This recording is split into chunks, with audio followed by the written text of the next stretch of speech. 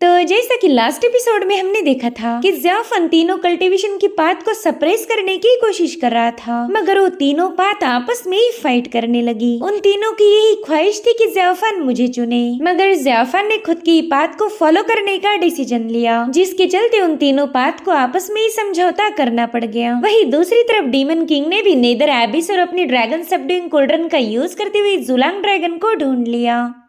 अब आगे तो इस एपिसोड की शुरुआत होती है एक भयानक तबाही के साथ। आसमान से थंडर बरसते हुए अपने सामने आने वाली हर एक चीज को तबाह करने की कोशिश कर रहा था, जिसमें टियानियन टेम्पल के कई सारे लोग घायल हो गए। वहीं पर मास्टर पूजिंग ने सेटअप की हुई शील्ड भी टूटकर बिखर गई। मॉन्क्स की हालत काफी ज्यादा खराब थी। वहीं पर मास्टर पूजिंग भी इंटरनली घायल हो गए। वो आसमान की तरफ देखकर कहने लगे कि ये लेजेंडरी हेवंस पनिशमेंट थंडर है। मुझे तो कभी लगा ही नहीं था कि मैं ऐसे भयानक नजारे को देख पाऊंगा। वहीं पर दूसरे एल्डर कहने लगे कि पनिशमेंट एक ऐसी पावर को होल्ड करेगी जो हर एक चीज का सर्वनाश कर दे। मुझे डर है कि ये हमारे साथ साथ बाकी के मॉर्टल्स को भी घायल न कर दे। तभी मास्टर पूजिंग जैसे तैसे खुद को संभालते हुए कहने लगे कि ज़्याफन कोई ऑर्डिनरी कल्टीवेटर नहीं, बल्कि हमारे मास्टर पूजी का इकलौता डिसाइपल है। तो हमारी जिम्मेदारी है उसे प्रोटेक्ट करना। अगर हमने ऐसा नहीं किया तो मेरा भाई पूजी हमें कभी माफ नहीं करेगा, और मैं अपने भाई को निराश नहीं कर सकता। तो हमने कुछ भी करके ज़्याफन को बचाना ही होगा। साथ ही साथ हमें आसमान का एक भयानक नजारा दिखाया गया, जो कि इनके टेम्पल को मिट्टी में मिलाने के लिए पूरी तरह से तैयार था। तभी मास्टर पूजी अपनी बोधी बीड्स की पावर को एक्टिवेट करते हुए ज़्याफन को बचाने के लिए एक शील्ड बनाने लगे। साथ ही उन्होंने अपने जूनियर्स को बचाने के लिए गोल्डन ब्रह्मा बेल भी एक्टिवेट कर ली, और उतने में एक जोरदार थंडर उन पर बरसने लगी, जिससे इनकी शील्ड पर क्रैक्स पड़ रहे थे। जो देख मास्टर पूजिंग के जूनियर उनसे कह रहे थे कि अगर हमने खुद की लिमिट को और ज्यादा पुश किया तो हमारा ट्रू एसेंस डैमेज हो जाएगा, हम सबकी कल्टीवेशन डिस्ट्रॉय हो सकती है।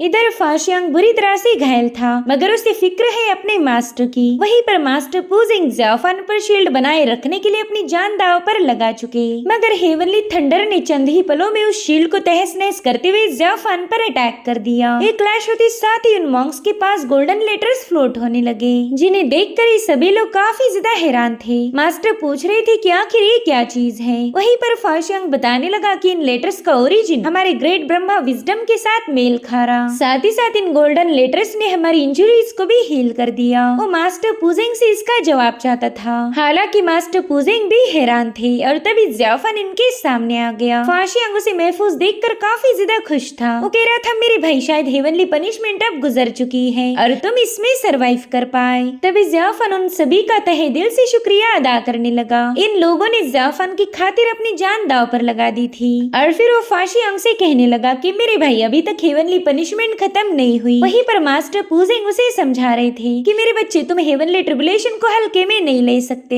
ये तो हेवंस का क्रोध जताने का एक तरीका है, भला ये इतनी आसानी से खत्म कैसे होगा। जिस पर ज़्याफन आसमान की तरफ देखते हुए कहने लगा कि डाफ हेवन बेरहम है, तो हम ना ही इस हेवन पर भरोसा कर सकते और ना ही इस दुनिया की किसी और चीज पर। अगर हम पूरी तरह से निर्भर हो सकते हैं तो सिर्फ खुद पर। और इतना कहते साथ ही ज़्याफन ने अपनी पावर्स को एक्टिवेट कर दिया। यहाँ पर वो हेवनली स्क्रिप्चर की टेक्निक का यूज कर रहा था, जिसके चलते हमें वहाँ पर हेवनली स्क्रिप्चर फ्लोट होते हुए नजर आया। और स्क्रिप्चर से बहुत ही भयानक एनर्जी रिलीज हो रही थी, जिसकी फ्लोटिंग ऑरा से इन सभी मॉन्क्स को तकलीफ होने लगती है। मास्टर पूजिंग भी हैरान थे कि ज़्याफन ने हेवनली स्क्रिप्चर को इतने कम वक्त में मास्टर कैसे कर लिया।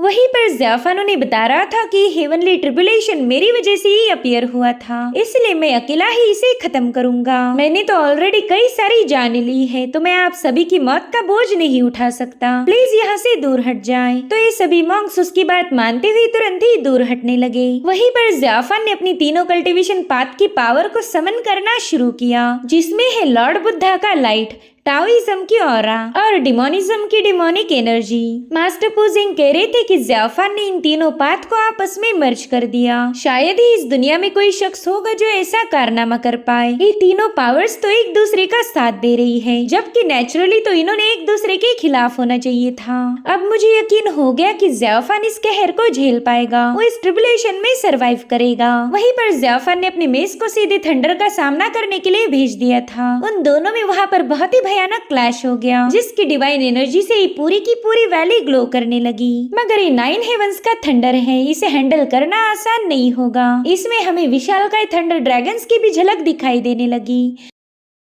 अज़ूर ड्रैगन अपने एक ही स्ट्राइक में पहाड़ों को भी चकनाचूर कर सकते थे। साथ ही आसमान पूरे लाल रंग में बदल गया और अब ज़ेऑफान पर एक बार फिर से अटैक हो जाता है। ज़ेऑफान इसे रोकने के लिए अपनी जी जान लगा रहा था। साथ ही मास्टर पुजिंग ने नोटिस किया कि इस थंडर का रंग बदलने लगा है, तो तुरंत ही समझ गए कि हमेशा बरसने वाला ट्रिबुलेशन ना होकर कुछ अलग था। यानी कि पहले जो स्ट्राइक हुई थी वो नॉर्मल थी, मगर इस बार की 1000 गुना ज्यादा भयानक होगी। वहीं पर ज़ेऑफान ने अपने मेज पर तीनों कल्टीवेशन के फ्लावर्स खिला दिए और अब उन्हीं फ्लावर्स का यूज करते हुए थंडर के चैलेंज को एक्सेप्ट कर रहा था। साथ ही साथ ज़ेऑफान के तीनों फॉर्म्स बाहर आकर 1 बाय 1 इस थंडर का मुकाबला करने लगे। वो तीनों फॉर्म्स 9 हेवन ट्रिबुलेशन के ड्रैगन के पास पहुंच गए। वहीं पर हेवनली थंडर ने ज़ेऑफान के लोटस फ्लावर पर जोरदार हमला कर दिया। थंडर का ये सेपरेशन इतना ज्यादा टेरिफाइंग था कि ज़ेऑफान घुटनों पर आ जाता है। इस इम्पैक्ट में रिलीज हुई और आसपास के इलाकों में फैल गई थी। अब ये सीन यहीं पर कट होकर हम सोड डीमन और यानजी को देख पाते हैं, जो कि एक कतार में रुककर विंड के फ्लो को रोक रहे थे ताकि एल्डर ज़ाओ को फ्यूचर की डिविनेशन के बारे में पता चले। मगर काफी देर होने के बावजूद भी एल्डर ज़ाओ डिविनेशन तक पहुंच नहीं पा रहे थे।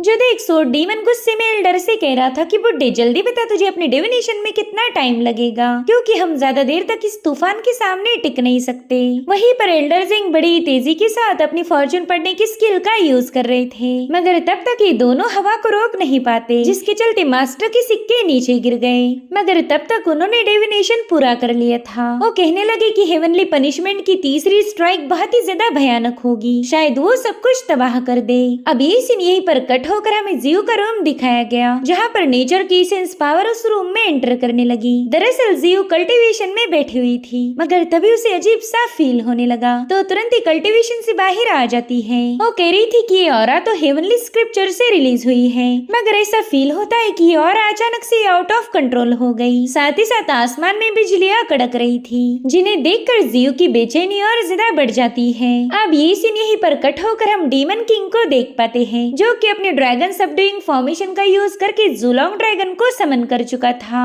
दरअसल ज़ुलोंग एक एंशिएंट ड्रैगन बीस्ट है, जो कि इस दुनिया में काफी रेयरली पाया जाता। अब इस विशाल ड्रैगन को देखकर ही इन सभी लोगों के होश उड़ गए। अब डीमन किंग का मेन काम तो हो चुका था, उसे बस इस ज़ुलोंग को रिफाइन करना है। इसलिए वो अपने साथियों को बताने लगा कि मैं और गोल्डन फेरी मिलकर इस ड्रैगन को हैंडल करेंगे और तब तक तुम लोग इस फॉर्मेशन को बनाए रखना।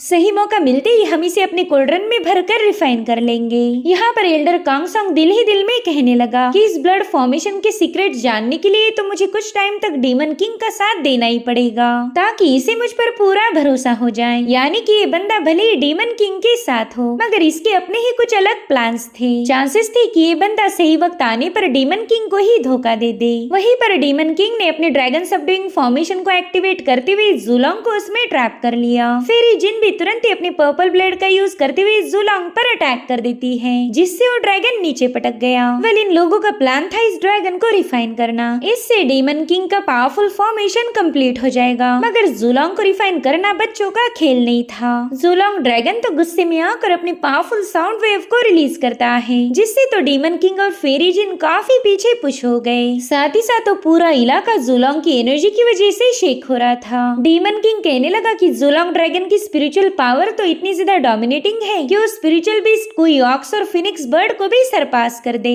इधर ज़ुलोंग ड्रैगन अपनी विशाल बॉडी को घुमाते हुए इस पूरी जगह को तबाह करने लगा। साथ ही साथ वो अपने पाँव के नीचे डीमन किंग के कल्टीवेटर्स को कुचल रहा था। न जाने कितने सारे डिसाइपल इस तबाही में मारे जाने लगे। तो ज़ूकी डीमन किंग से कहती है कि प्लीज कुछ कीजिए, हमारे लोग मारे जा रहे हैं। अगर ऐसा ही चलता रहा तो हमारा एक भी डिसाइपल सरवाइव नहीं कर पाएगा। मगर डीमन किंग को तो इसकी कोई फिक्र नहीं थी। वो कहने लगा कि ज़ुलोंग ड्रैगन को कैप्चर करना ही हमारी प्रायोरिटी है, तभी जाकर मैं अपने सपने को पूरा कर पाऊंगा। अब इतनी सारी लाशें और अपने बड़े भाई का ऐसा बर्ताव देखकर ज़ूकियो काफी ज्यादा हैरान हो गई और दिल ही दिल में कहने लगी कि आप तो बदल गए, मैं खुद आपको पहचान नहीं पा रही। मेरा बड़ा भाई ऐसा बेरहम बिल्कुल नहीं था। इधर जूलोंग ड्रैगन उन सभी मरे हुए डिसाइपल का एसेंस क्रश करके उसी का यूज कर इन लोगों पर अटैक करने लगा। मगर तब तक डीमन किंग और फेरी जिन ने अपने आसपास पावरफुल शील्ड फॉर्म कर ली थी। हालांकि वो शील्ड जूलोंग ड्रैगन की ताकत के सामने ज्यादा देर तक टिक नहीं पाएगी। वहीं पर फेरी जिन अपनी पर्पल ब्लेड का यूज करते उस ड्रैगन पर कई सारे स्लैशेस रिलीज कर देती है। मगर जूलोंग पर इसका कुछ खास फर्क नहीं पड़ रहा था और ये देखकर ही फेरी जिन परेशान हो गई। वो कहती है कि अगर हमें इस ड्रैगन को हराना है तो इसकी कमजोरी ढूंढनी पड़ेगी, तभी जाकर हमें खुद इसकी कहर से जिंदा बचने का मौका मिलेगा। इधर जूलोंग ड्रैगन इन सभी पर पूरी तरह से अपना डोमिनेंस साबित कर चुका था। वहीं पर डीमन किंग अपनी डिमोनिक पावर्स का यूज करते हुए उस पर एनर्जी रिलीज करने लगा। मगर वो ड्रैगन बड़ी चालाकी के साथ पोर्टल ओपन करते हुए उसी एनर्जी को डीमन किंग की तरफ पास कर देता है, यानी कि इन पर इन्हीं के पावर्स से हमला हो गया था, जो देखकर ही डीमन किंग काफी ज्यादा सरप्राइज्ड हो गया। वो कहता है कि जूलोंग ड्रैगन की पावर इतनी ज्यादा मिस्टीरियस होगी ये तो मैंने कभी इमेजिन भी नहीं किया था। ये ड्रैगन अभी भी सबडुइंग कोल्ड्रन की सप्रेशन को भी रेजिस्ट कर पा रहा। यहाँ पर जूलोंग ड्रैगन ने कई सारे पोर्टल ओपन कर लिए थे और फिर उसी में से एक पोर्टल में वो अपनी पावर्स रिलीज कर देता है, जो कि इन सभी पोर्टल से गुजरते हुए इन लोगों पर मल्टीपल अटैक करने लगी। इससे तो ये बात साफ हो गई कि जूलोंग ड्रैगन रणनीति करने में माहिर था। अब ये सीन यहीं पर कट होकर हम जियो को देख पाते, जो कि काफी ज्यादा डिस्टर्ब थी। तो उसकी सीनियर सिस्टर से कहती, जियो मुझे तुम उदास लग रही हो, बताओ तुम्हें क्या हुआ। तो जियो अपने सीनियर को बताने लगी कि मुझे काफी ज्यादा बेचैनी महसूस हो रही, ऐसा लग रहा है कि कुछ तो बहुत ही बुरा हो गया। ये अजीब सी फीलिंग मुझे बता रही है कि मुझसे मेरा सब कुछ छीना जाएगा। तो उसकी सीनियर उसे दिलासा देते हुए कहने लगी कि ऐसा तो कुछ नहीं होगा, तुम्हारे दिल में ये सारे ख्याल इसलिए आ रहे क्योंकि तुम अभी अभी सेक्लूजन से बाहर आई हो, तुम्हें अपने मेरिडियंस को स्टेबल होने में थोड़ा सा वक्त देना पड़ेगा। वहीं दूसरी तरफ मास्टर पुजेंग ने देखा कि ज़ियाफन थंडर स्ट्राइक में बुरी तरह से घायल हो चुका। अब ज़ियाफन कह रहा था, वाह डार्क हेवन तो काफी ज्यादा शानदार है, इसने तो मेरी पूरी कल्टीवेशन को ही डिस्ट्रॉय कर दिया। जिसके बाद वो डार्क हेवन से गुस्से में पूछ रहा था कि बता तुझे और क्या चाहिए, क्या तू मुझे खत्म करना चाहता है? अगर ऐसी बात है तो आ और मार दे मुझे, तुझ में इतना दम है तो मिटा दे मुझे। वहीं पर फाशियांग इमोशनल होकर ज़ियाफन को पुकारने लगा। वो नहीं चाहता था कि ज़ियाफन को और ज्यादा तकलीफ मिले। मास्टर पुजेंग बता रही थी कि ज़ियाफन की बॉडी में अब कोई स्पिरिचुअल पावर नहीं बची, वो फिलहाल एक मॉर्टल बन चुका है। तो एक मॉर्टल अपनी कमजोर बॉडी के साथ हेवन की इस कभी न खत्म होने वाली इन्फिनाइट पावर के खिलाफ कैसे टिक पाएगा? क्या हेवन से ये बात नहीं जानता? क्या उसमें अब जरा भी रहम नहीं बचा? वहीं पर फाशियांग ज़ियाफन से कहने लगा कि मेरे भाई इस मॉर्टल स्ट्रेंथ के साथ तुम हेवनली ट्रिबुलेशन को झेल नहीं पाओगे, प्लीज मेरी बात मानो और यहाँ से भाग जाओ, हम लोग इस कहर को झेल लेंगे, भाग जाओ मेरे भाई और अपनी जान बचाओ। जिस पर ज़ियाफन कहने लगा कि मैंने तो अपनी आधी जिंदगी भाग भाग के खत्म की, कभी इससे भागो तो कभी उससे, मगर आज बात कुछ और है। अगर ये डार्क हेवन ही नहीं चाहता कि मैं इस दुनिया में एग्जिस्ट करूँ तो बताओ मैं कहाँ जाऊंगा? ऐसी कौन सी जगह है जहाँ पर डार्क हेवन मौजूद नहीं? इसलिए अब मैं नहीं भागूंगा, चलो आज इस मसले को हमेशा के लिए खत्म कर देते हैं। जब मेरा ज़ियाफन का नाम इस दुनिया से मिट जाएगा तभी शायद इसे सुकून मिलेगा। वहीं पर डार्क हेवन अपने विशालकाय थंडर ड्रैगन के साथ उस पर अटैक करने के लिए तैयार थे और फिर हेवन की लाइटनिंग ज़ियाफन की तरफ आगे बढ़ने लगी। ज़ियाफन भी अपनी मॉर्टल बॉडी के साथ उस थंडर की तरफ हाथ आगे बढ़ाने लगा, मानो खुद ही मौत को गले लगाना चाहता हो। जैसे वो थंडर उसे टच हुई, ज़ियाफन बुरी तरह से तड़पने लगा। उसकी बॉडी में मौजूद हर एक मेरिडियन ब्रेक होती जा रही थी, मगर ज़ियाफन बहादुरी के साथ अपने आखिरी दम तक इस थंडर को फेस करने का फैसला ले चुका। उतने में ही ज़ियाफन की बॉडी पर मौजूद मिस्टिकल फायर मिरर की पावर्स एक्टिवेट हो गई। उस फायर मिरर ने वहाँ पर एक गोल्डन फ्लावर ब्लूम कर लिया जो कि थंडर का मुकाबला करने लगा। पूरी वैली में इस फ्लावर की रोशनी फैल रही थी। वहीं दूसरी तरफ नेदर एबिस में तो जूलोंग ड्रैगन ने अपना डोमिनेंस इन लोगों पर साबित कर दिया। वेल इस ड्रैगन के पास इन सभी को खत्म करने की ताकत थी, मगर तभी फेरी जिन अपनी चार्म टेक्निक का यूज करती है। उसने अपनी स्पेशल टेक्निक का यूज करते हुए ड्रैगन को इल्यूजन में ट्रैप कर दिया। पहले तो जूलोंग इससे काफी ज्यादा रेजिस्ट कर रहा था, मगर ज्यादा देर तक वो इस चार्म टेक्निक से बच नहीं पाता पाता, जिसके चलते जूलोंग ड्रैगन पूरी तरह से फेरी जिन के वश में आ चुका। सो अब इस ड्रैगन को सप्रेस करने के लिए ढेर सारे पावर की जरूरत थी, इसलिए डीमन किंग अपने मरे हुए डिसाइपल्स के ब्लड एसेंस को ड्रेन आउट करते हुए अपनी पावर को इंक्रीज कर रहा था। और फिर उसने अपना एक जोरदार पंच सीधे जूलोंग के मुंह पर हिट कर दिया, जिससे वो ड्रैगन बुरी तरह से घायल होकर नीचे पटक जाता है। इसी दरमियान डिमोनिक कल्टिवेटर्स ने वहाँ पर ब्लड फॉर्मेशन सेटअप कर दिया, जिसका हेवनली प्रेशर उस ड्रैगन को सप्रेस कर रहा था। साथ ही साथ डीमन किंग ने वहाँ पर अपने ड्रैगन सबड्यूइंग कोल्ड्रन को भी सेटअप कर दिया। वो ड्रैगन उस कोल्ड्रन में जाने से झटपटाने लगा, लेकिन फॉर्मेशन की जंजीरें उसे जकड़ चुकी। साथ ही साथ शाओजिंग भी अपनी इवल इन पावर का यूज करते हुए इसे सप्रेस करने लगा। वहीं पर फेरी जिन और डीमन किंग ने अपनी पूरी ताकत लगाते हुए इस ड्रैगन पर कई सारे अटैक कर दिए, जिसके चलते फाइनली जूलोंग की मजबूत बॉडी पर क्रैक्स पड़ने लगते हैं और उसकी सोल अपनी स्पिरिचुअल पावर को रिलीज करते हुए बॉडी से बाहर आ गई। इन सभी इवल लोगों ने मिलकर इस एंशिएंट ड्रैगन को हरा दिया था। उसने कोल्ड्रन में न जाने के लिए कई सारी कोशिशें की, लेकिन लालची इंसानों के सामने वो परास्त हो गया। उतने में ही शाओजिंग ने कोल्ड्रन के ऊपर जाकर अपनी पावर्स का यूज करते हुए इस कोल्ड्रन पर एक जोरदार हमला कर दिया, जिसके चलते वो कोल्ड्रन नीचे की तरफ पुश हो गई और फिर वहाँ पर स्पिरिचुअल पावर का एक जोरदार एक्सप्लोजन होकर जूलोंग पूरी तरह से इनकी चपेट में आ गया। वही दूसरी तरफ ज़ाओफन अभी भी बेरहम डाफ हेवन का मुकाबला कर रहा था। उसकी बॉडी पर हेवनली थंडर की वजह से क्रैक्स पड़ने लगे और फिर एक और थंडर स्ट्राइक के साथ वहाँ पर एक जोरदार धमाका हो गया। उस एक्सप्लोजन में ज़ाओफन पूरी तरह से समा चुका था। जियो को भी मानो उसकी मौत का एहसास हो गया, इसलिए चाय की प्याली उसके हाथ से नीचे गिर गई। जियो को ऐसा लग रहा था कि मानो कोई उससे उसकी जिंदगी छीनने की कोशिश कर रहा। जिस जगह पर ज़ाओफन अपनी आखिरी सांसें गिन रहा था, वहाँ पर एनर्जी के काफी तेज फ्लक्चुएशंस होने लगे और फिर थोड़ी देर में सब कुछ शांत हो गया। मास्टर पुजिंग ने भी अपनी शील्ड को हटा लिया था, मगर अब उनकी हालत काफी ज्यादा खराब हो चुकी। तभी फाशियांग मास्टर पुजिंग को लेकर ज़ाओफन की तरफ आगे बढ़ने लगा, मगर वहाँ पर तो ज़ाओफन का नामो निशान नहीं बचा, जिससे मास्टर पुजिंग को काफी ज्यादा अफसोस हो रहा था। वहीं पर फॉर्चून टेलर एल्डर ज़ेंग कह रहे थे कि हेवंस के सामने भला कौन ही टिक पाया है। एक तरफ किसी की बॉडी डैमेज हुई और मारा गया, तो दूसरी तरफ महान ड्रैगन को भी सबड्यू किया गया। भले इमॉर्टल्स की फ्लेश और उनकी बोन्स इसी अर्थ एंड हेवन में पैदा होती है, मगर हेवंस कभी किसी को पावरफुल नहीं बनने देगा। चाहे कोई बंदा कितना भी महाशक्तिशाली क्यों ना हो जाए, उसे भी 9 हेवंस के बनाए गए नियमों को फॉलो करना होगा।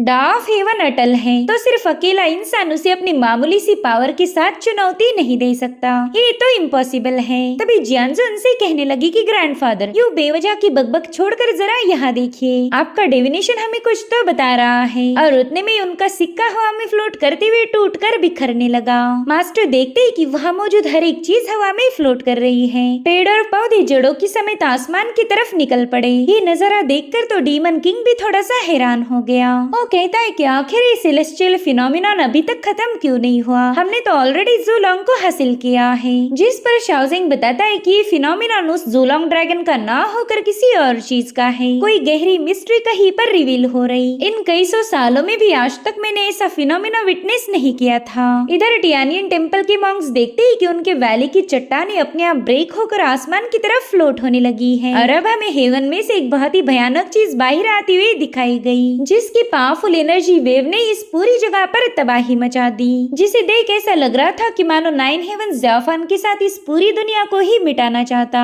डाफ हेवन के गुस्से की कोई सीमा नहीं थी और यहाँ पर ऐसा कोई नहीं जो इस गुस्से को चुनौती दे पाए। वहाँ की चट्टानों को ब्रेक होता हुआ देखकर टियानियन टेम्पल के डिसाइपल्स काफी ज्यादा पैनिक हो गए। वहाँ मौजूद हर एक पहाड़ क्रश हो रहा था और उसके सारे पत्थर सीधे आसमान की तरफ फ्लोट होने लगे। ऐसा भयानक नजारा ना ही इन लोगों ने कभी देखा था और ना ही आज के बाद ही कभी देख पाएंगे। देखते ही देखते वो प्रचंड शक्ति पूरे टियानियन टेम्पल पर छा गई। वहाँ का सारा स्ट्रक्चर ब्रेक होने लगा। एक ऐसी अनोखी ताकत थी जिसका कोई तोड़ नहीं। सो अब टियानियन टेम्पल के मॉन्क्स के पास बस एक ही रास्ता था, अपने लॉर्ड बुद्धा से मदद मांगना। तो ये सभी मॉन्क्स बुद्धा की प्रेयर करते हुए उनसे करुणा की भीख मांगने लगे। मगर सवाल तो ये था कि क्या बुद्धा भी अपने इस टेम्पल को बचा पाएंगे। हेवंस ने तो वहाँ मौजूद हर एक चीज को तबाह करना शुरू किया। इस भयानक मंजर को देखकर मास्टर पुजिंग को अपनी आंखों पर यकीन नहीं हो रहा था। वो कहते हैं मुझे तो लगा था कि थंडर ट्रिब्युलेशन खत्म हो गया, मगर ये तो है हेवनली थंडर ट्रिब्युलेशन के पनिशमेंट की आखिरी स्ट्राइक। और इसी खौफनाक नजारे के साथ ये एपिसोड यहीं पर एंड हो जाता है। Thank you so much for watching. Bye bye, take care.